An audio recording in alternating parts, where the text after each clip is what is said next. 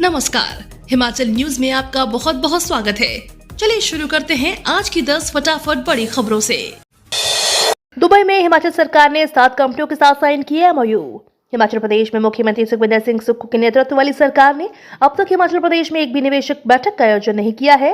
राज्य सरकार ने मुंबई में 1 मार्च, 2 मार्च 2023 और दुबई में 29 जनवरी 2024 से लेकर 1 फरवरी 2024 तक 2 निवेदक बैठकों में भाग लिया। वहीं इन बैठकों में bulk drug park, medical device park, pharma, स्वास्थ्य और ग्रीन एनर्जी के क्षेत्र में निवेश के लिए 23 समझौता ज्ञापन हस्ताक्षरित हुए हैं। राज्य चयन आयोग की वेबसाइट की टेस्टिंग होगी शुरू, इस हफ्ते होगी लाइव। हिमाचल प्रदेश राज्य चयन आयोग की नई वेबसाइट की टेस्टिंग शुरू हो गई है। आयोग के माध्यम से ऑनलाइन मोड में पहली भर्ती परीक्षा ऑपरेशन थिएटर असिस्टेंट से जुड़ी जानकारी भी इस वेबसाइट पर दी जाएगी। ऐसे में अभ्यर्थी इस वेबसाइट के लाइव होने का बेसब्री से इंतजार कर रहे हैं। OTA के आवेदन की छंटनी प्रक्रिया भी लगभग पूरी कर ली गई है। वेबसाइट पर जल्द ही अपात्र आवेदनों की सूची जारी की जाएगी। 3 माह में इस भर्ती प्रक्रिया को पूरा करने का लक्ष्य रखा गया है। गाय के रखरखाव के मुद्दे पर तपा सदन, सीएम सुक्खू बोले गौ माता का दर्जा कागजों तक सीमित नहीं रखेंगे। हिमाचल प्रदेश विधानसभा में गौसदनों की खस्ता हालत का मुद्दा भी गूंजा। सदन में सत्ता पक्ष और विपक्ष के बीच कई बार तीखी नोकझोंक भी हुई है। मुख्यमंत्री ने कहा कि गौ माता का दर्जा दिया गया है और यह दर्जा महज कागजों तक सीमित नहीं रहेगा। सरकार प्रयास करेगी कि प्रदेश में बनने वाले नए काऊ सेंचुरी में अच्छी सुविधाएं उपलब्ध करवाने का प्रयास करेगी। उन्होंने कहा कि कोई भी काऊ सेंचुरी ऐसी जगह नहीं बनेगी जहां सुविधाएं मुहैया करवाना मुश्किल है। शादी समारोह के लिए राशन डिपो में सस्ता तेल देने के नियम होंगे तय। शादी समारोह के लिए राशन डिपो में सस्ता तेल देने के नियम तय होंगे। सस्ते तेल के लिए राशन कार्ड अनिवार्य होगा। समारोह के लिए भी सरकार में कोई प्रूफ लिए जाने पर मंत्रणा हो रही है। उपभोक्ताओं को समारोह में कितना सरसों तेल दिया जाना है, इसके लिए भी नियम तय होंगे। बाजार मूल्य से सरसों तेल 20 से 25 रुपए सस्ता मिलेगा। इस तेल पर प्रदेश सरकार सब्सिडी देगी। कश्मीर से आए सेब पौध में रोग का खतरा, उद्यान विभाग अलर्ट। कश्मीर से प्रदेश में आ रही सेब की पौध में रोग का खतरा है, इसे लेकर उद्यान विभाग ने अलर्ट जारी किया है। अवैध रूप से कश्मीर से हिमाचल तक पहुंच रही सेब की पौध में एप्पल लीफ ब्लॉट माइनर रोग का खतरा बताया जा रहा है। यह रोग कश्मीर से शोपियां, अनंतनाग और पुलवामा जिलों में भारी तबाही मचा चुकी है। कृषि एवं किसान कल्याण मंत्रालय भारत सरकार के पौध संरक्षण सलाहकार ने उद्योग विभाग के निदेशक को पत्र लिखकर एडवाइजरी जारी की है। दिल्ली के राजघाट डिपो में पार्क होंगे HRTC बसें, दिल्ली पथ परिवहन के साथ MOU हुआ साइन। दिल्ली की ओर से जाने वाली हिमाचल प्रदेश पथ परिवहन की बसें अब नई जगह पर पार्क की जाएंगी। हिमाचल पथ परिवहन निगम प्रबंधन और दिल्ली पथ परिवहन निगम के बीच पार्किंग को लेकर एक हुए समझौते के बाद राजघाट में पार्किंग की व्यवस्था की गई। HRTC के रोजाना 120 बसें दिल्ली के लिए रवाना होती है। साथ ही शौचालय और सोने जैसी कई सुविधाओं के लिए विश्राम गृह भी बनाए जाएंगे। शिमला आने वाले पर्यटकों को अब चुकाना पड़ेगा टैक्स। शिमला नगर निगम जल्द ही बाहरी राज्यों से शिमला आने वाले पर्यटकों और अन्य लोगों पर ग्रीन टैक्स लगाने की तैयारी में है। महापौर सुरेंद्र चौहान अपने वार्षिक बजट में ग्रीन टैक्स लगाने की घोषणा कर चुके हैं। ग्रीन टैक्स से जहां बाहर से आने वाले पर्यटकों का रिकॉर्ड रहेगा, तो वहीं इससे नगर निगम को भी आय होगी। फिलहाल इसे लेकर अभी स्पष्टता नहीं है। इसे लेकर नगर निगम द्वारा कमेटी गठित की गई है, जो नगर निगम की आगामी मासिक बैठक में ग्रीन टैक्स को लेकर अपनी प्रस्तुति देंगी।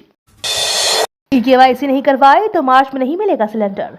उपमंडल नादौन के अंतर्गत गैस एजेंसी KYC न करवाने वाले उपभोक्ताओं को मार्च में गैस सिलेंडर नहीं देगी। प्रधानमंत्री उज्ज्वला योजना के तहत मिलने वाली सब्सिडी रोक दी जाएगी। KYC के लिए 28 फरवरी अंतिम तिथि निर्धारित की गई है। उपभोक्ता इस समय सीमा के अंदर KYC करवा ले। नादौन गैस एजेंसी प्रभारी प्रदीप कुमार ने कहा कि इंडियन ऑयल कॉर्पोरेशन की ओर से समस्त गैस वितरकों को इस बारे में निर्देश जारी कर दिए हैं। मंडी में फिर तबाही का मंजर, 6 मील के पास गिरा पहाड़। चंडीगढ़ मनाली 4 लेन पर मंडी और पंडो के बीच 6 मील के पास पहाड़ी से भरी मात्रा में पत्थर और मलबा गिरने के कारण बड़ा हादसा पेश आया है। मलबे की चपेट में यह काम कर रही मशीन आ गई है और मशीन ऑपरेटर भी मलबे में ही दब गया है। हादसे की सूचना मिलते ही NHAI, KMC कंपनी, जिला प्रशासन और पुलिस का बचाव दल मौके के लिए रवाना हो गया है। हाईवे पर भारी मात्रा में मलबा आने के चलते यह यातायात के लिए पूरी तरह से बंद कर दिया है। सिकंदर कुमार बोले, ऊना से मुंबई तक सीधी ट्रेन की मांग सरकार जल्द पूरा करेगी। राज्यसभा में ऊना से मुंबई के लिए सीधी ट्रेन चलाने को लेकर उठाए मुद्दे पर सिकंदर कुमार ने कहा कि जो मुद्दे सदन में उठाए जाते हैं निश्चित तौर पर निष्कर्ष पर पहुंचते हैं। उन्होंने कहा कि जल्द ऊना से मुंबई तक सीधी ट्रेन की मांग की सरकार पूरी करेगी। केंद्रीय विद्यालय के नए भवन के उद्घाटन को लेकर सिकंदर कुमार ने कहा कि इस क्षेत्र के लिए केंद्र सरकार की बड़ी सौगात है। 5.5 लाख बच्चों के मध्याह्न भोजन, 22,000 कर्मियों के वेतन को 19 करोड़ रुपए जारी। हिमाचल प्रदेश के सरकारी स्कूलों में नर्सरी से 8वीं कक्षा तक पढ़ने वाले करीब 5.5 लाख बच्चों के दोपहर के भोजन और दोपहर भोजन करने वाले 22,000 कर्मियों के वेतन के लिए 19 करोड़ रुपए जारी हो गए हैं। सोमवार को हिमाचल सरकार ने सभी जिलों के बजट जारी कर दिया गया है। 1-2 दिन में स्कूलों को धनराशि मिल जाएगी। मिड डे मील वर्करों के वेतन पर 6.25 करोड़ और बच्चों के भोजन पर 13 करोड़ रुपए खर्च होंगे। हिमाचल में 3 सालों में 1805 लोग हुए HIV के शिकार। हिमाचल प्रदेश में बीते 3 सालों में 1805 लोग HIV पॉजिटिव हुए हैं। इनमें सबसे ज्यादा संख्या जिला कांगड़ा के हैं। चूंकि जिला कांगड़ा हिमाचल का सबसे बड़ा जिला है, ऐसे में यहाँ मरीजों की संख्या भी ज्यादा है। हिमाचल प्रदेश के स्वास्थ्य और परिवार कल्याण विभाग की ओर से बताया गया है कि साल 2020-21 में 370, 21-22 में 374, 22-23 में 551 और साल 23-24 में 15 जनवरी तक 510 मामले रिकॉर्ड किए गए हैं। हिमाचल में बर्फबारी से 4 नेशनल हाईवे समेत 232 सड़कें बंद। हिमाचल प्रदेश के उच्च पर्वतीय क्षेत्रों में लगातार 3 दिनों से हिमपात जारी है। राज्य में भारी हिमपात से 4 राष्ट्रीय राजमार्ग और 228 सड़कें यातायात के लिए बंद हैं। लाहौल स्पीति जिले में 165 सड़कें ठप पड़ी हैं। चंबा में 52 सड़कों पर आवाजाही प्रभावित है। इसी तरह राज्य में 1800 बिजली ट्रांसफार्मर ठप पड़ने के कई इलाकों में अंधेरा पसरा है। जिला कुल्लू और जनजातीय जिले लाहौल स्पीति के 3 दिनों में हिमपात का दौर जारी है। IPL 2024 की तारीख की घोषणा। भारत में होंगे सारे मैच। IPL के 17वें सीजन का आगाज 22 मार्च से होगा। हालांकि लोकसभा चुनाव के चलते शुरुआत में से 15 दिन के शेड्यूल की घोषणा होगी।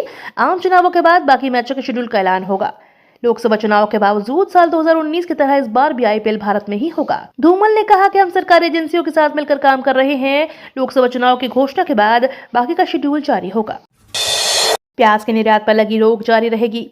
देश में एक बार फिर से प्याज के भाव बढ़ने लगे हैं। नासिक के लासलगांव मंडी में प्याज की औसत थोक कीमतें 40% तक बढ़ी हैं। इसी बीच सरकार ने साफ किया है कि 31 मार्च 2024 तक प्याज के निर्यात पर लगी रोक जारी रहेगी। ऐसे में उम्मीद की जा सकती है कि प्याज के दाम स्थिर रहेंगे।